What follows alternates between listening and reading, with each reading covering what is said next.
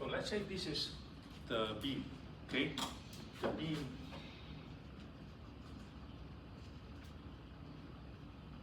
Okay, so what we have is we have this torsion. Okay, it's a beam here. We have a torsion. We have a torsion. Right? Okay. Previously, you have been dealing with bending. So here, this is this torsion and torsion. Equal, opposite. Okay. Torsion. So the way that we design torsion is first. Of course, what we give you is we give you what is this value.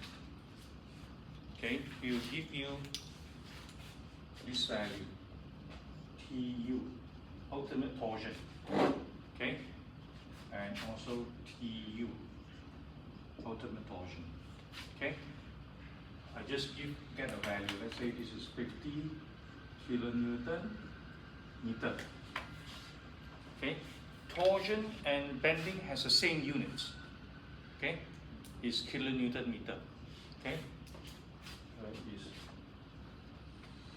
kilonewton meter. Okay.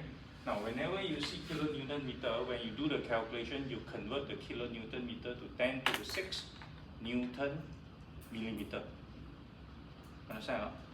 Okay. 1 kilonewton meter is equal to 10 to the 6 Newton millimeter. Okay? Alright? Okay. Now, there are two things. Okay? First, we want to calculate, and normally we will give you also the section properties. Okay? Let's say this could be 300 and this could be, let's say, 550 millimeter. Okay, so these are the two input values, the torsional design torsion and also the section cross-section properties. Okay, cross-section properties. So the first thing is to calculate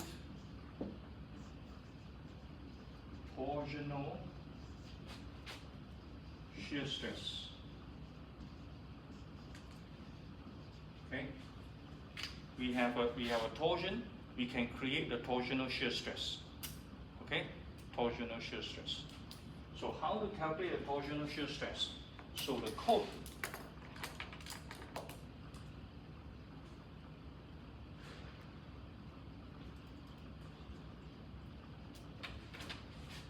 The code, this one, yeah, okay. This one, I think I also put it in the appendix of the exam paper. Okay, put it in the appendix of it. Later on, I'll show you the appendix of the exam paper. But this is the torsional shear stress. Okay, so VT. Torsional shear stress is equal to T, which is this TU here, okay?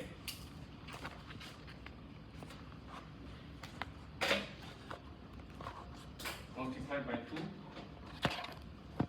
2, divided by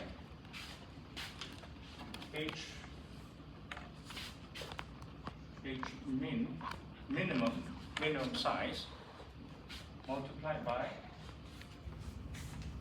the H min square, multiplied by H max, minus 1/3 of H min. Okay? 1/3 of H min. Okay, so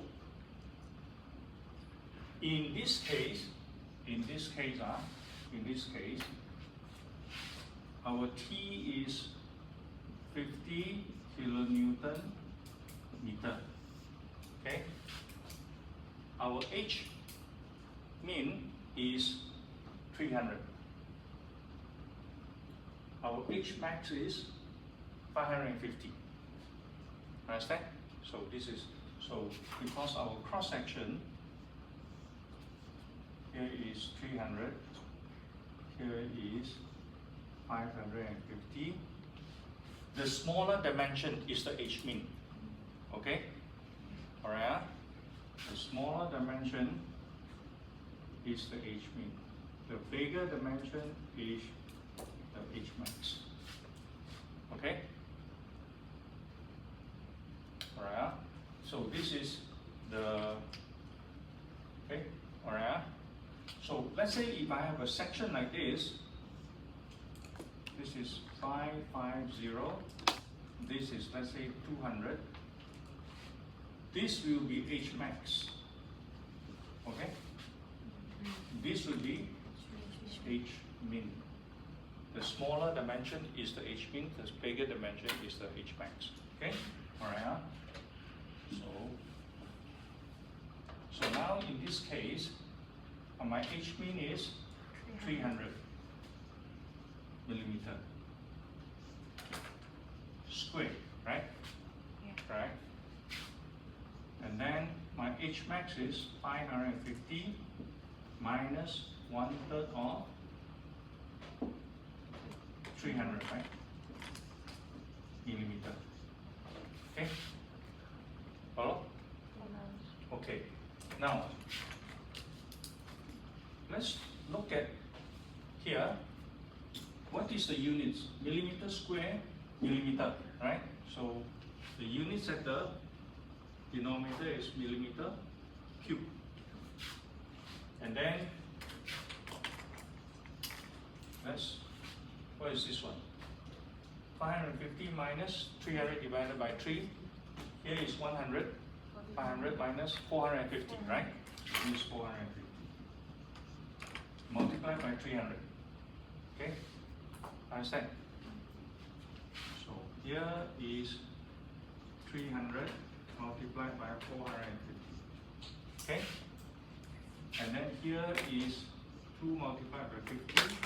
Now, kilonewton meter. So I need to convert it to 10 to the 6. Newton millimeter. Okay? Newton millimeter. Okay? So what is this?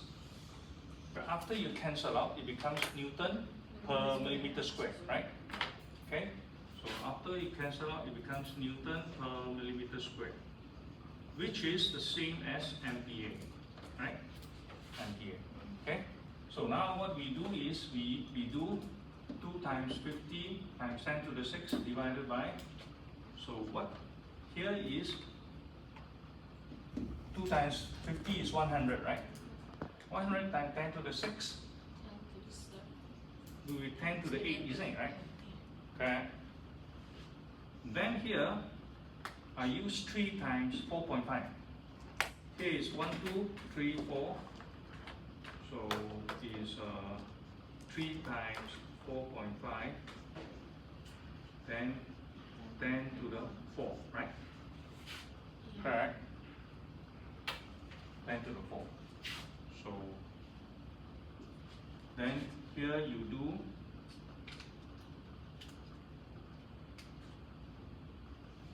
10 to the 4, right? So here you have 10 to the 4 is 10,000, right? 10,000 divided by 3 divided by 4.5. What is the value? 13. Huh?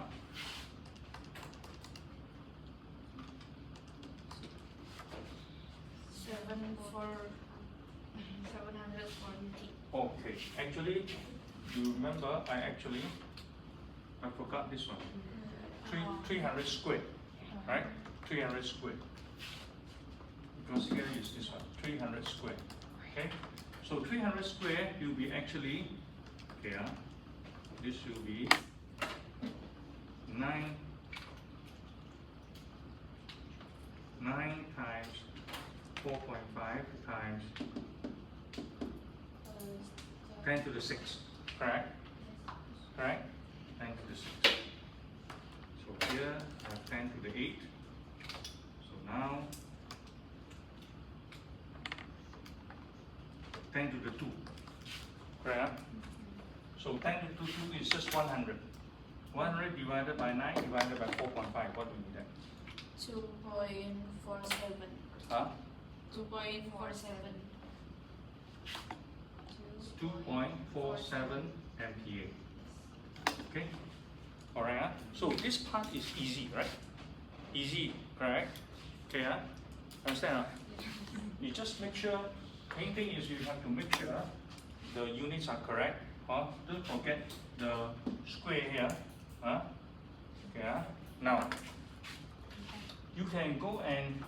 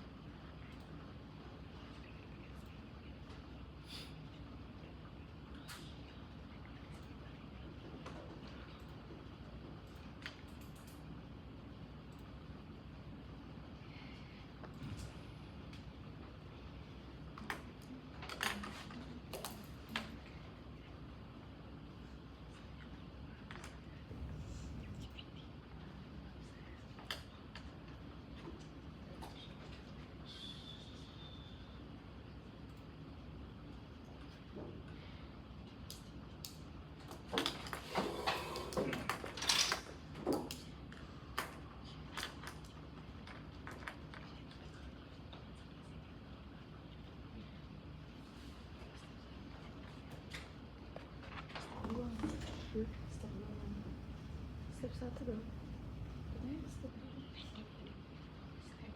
Step 1 agak panjang itu. Kak, aku nggak tahu soal panjangnya gitu. Ini baru gitu sekali.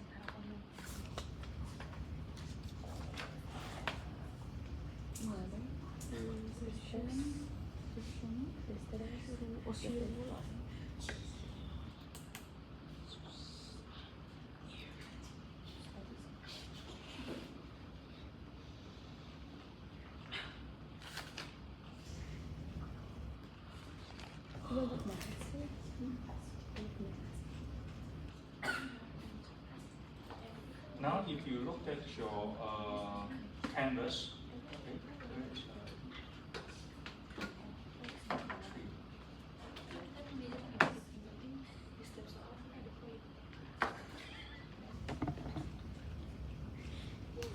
Yang ini 50% dari seluruh.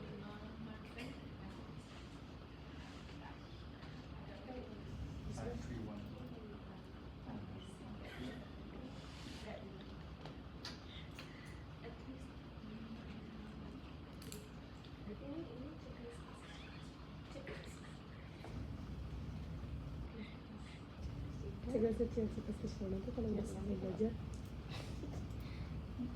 Terus kemarin ini juga udah kemarin. Iya. Hari ini udah. Terus sampai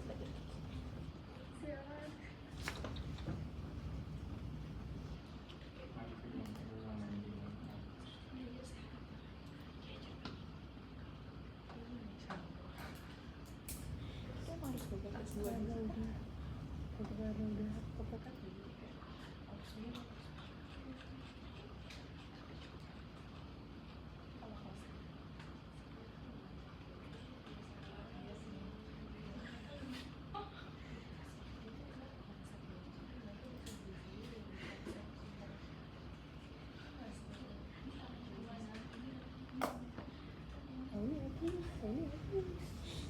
Okay.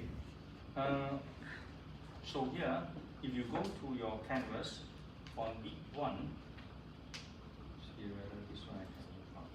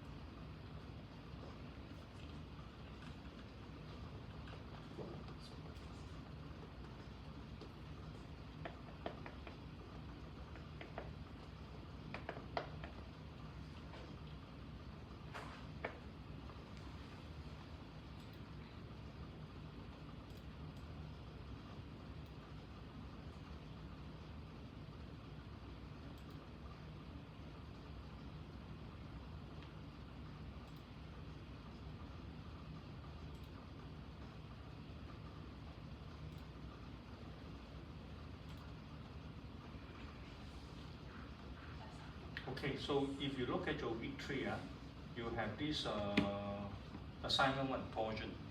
Okay, so you practice on it. Okay, for example here.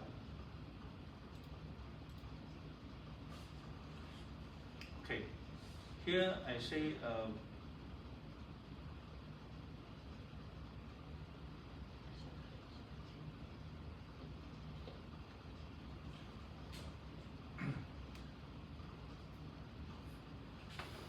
Okay, if you look at this problem, I have given you the signs, right? The signs, okay? 550, 375. So which is my H mean? 375. H max is 550. Okay? Now I have here in this problem, I have not given you the TU. Okay? What I give you is this one. The small TU is equal to 7.8 kilonewton meter per meter. So now here I have 7.9, right? So my total torsion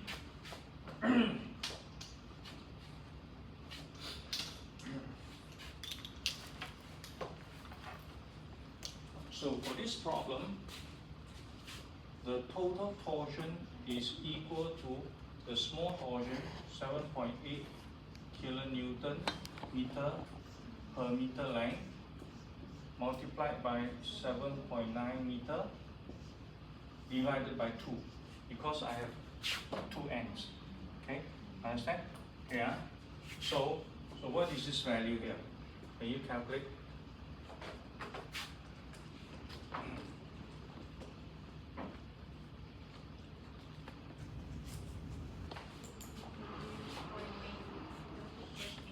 Huh? 30.8. So this is 30.8 kilonewton meter. Okay, so you go and use this one to practice to calculate this. Understand? Yeah. Now in the final exam, I give this to you directly. Okay? Alright? I give this to you directly. Okay. So What about the W ultimate? The ultimate rate? this one. Okay, this one. Okay, this one here is the distributed torsion. This one is the distributed torsion. Okay? That means, let's say this is the beam here, in here. So this is distributed torsion. Okay? Distributed, it's just like distributed load. This is distributed vertical load. This is distributed torsion. Understand? Okay. So for now, you just concentrate on the torsion first. Okay? Just torsion on the torsion first. So now, first problem is calculate torsional shear stress given torsion. Okay? So this one, this is very easy, but don't make calculation mistakes. Okay? Alright. This formula, I think you find it in the code. Also, you find it in the exam paper. Okay? At the appendix. Okay? Understand? Okay? So this one, if you can get, if you can get it correctly, you get 6 out of 6. Okay, 6 out of 6. Okay. All right. Now, why do we calculate the torsional shear stress first? Okay. We want to see, because normally the torsional shear stress are quite small. Quite small. Okay. If the torsional shear stress is too small, then we don't need to put torsional shear link. If it is too big, then we will have to put in torsional shear link. So the question is, how big is big? How small is small? Okay. So we go back to the code. We go back to the code.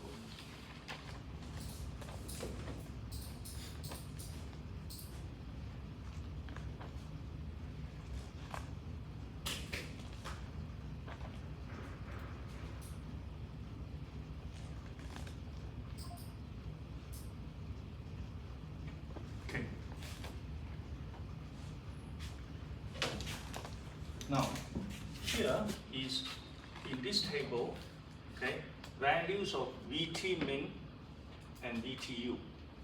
Okay, the VT min and the VTU depends on the concrete grade. So we have grade 25, grade 30, grade 40. Grade 25 VT min will be 0.33, very small. Okay, VTU is 4, so this is a bigger value. Okay, now what we have is we have 2.47. 2.47 greater than this one, right? That means we need the torsional shear link. Understand? If it is below this one, you don't need the torsional shear link. So first of all, I ask you to calculate the torsional shear stress, and I ask you, based on the torsional shear stress, whether torsional shear link is needed or not. Then you just look at this table. Let's say my beam is grade 40, right? My VT min is 0.40. So that one calculated is greater than 0.40. Then you need torsional shear link. Understand or not? So this is part A. After you calculate the torsional shear stress, you compare it with the allowable torsional shear stress. So this one is actually the allowable torsional shear stress. Exceeded the allowable, that means we need to provide the torsional shear link. Not exceeded, then we don't need. Okay? Understand? Then the part A, your conclusion will be exceeded the allowable shear stress. That's why we need torsional shear link. Then we come to part B, design for the torsional shear link. Understand? Okay? So the part A is calculate torsional shear stress. This one easy. So now the second part, we will come and talk about design of the torsional shear link. Okay? Can I wrap this one up now? Huh? Yeah. Okay. So you go back, you go to the canvas. Okay. Take the assignment 1 as your practice. Okay. All right.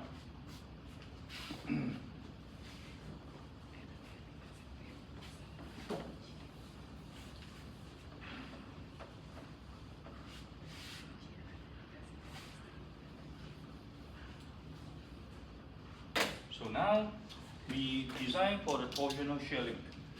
Okay. The design equations is this. Area of torsional reinforcement. Okay, there are two equations. This equation gives you the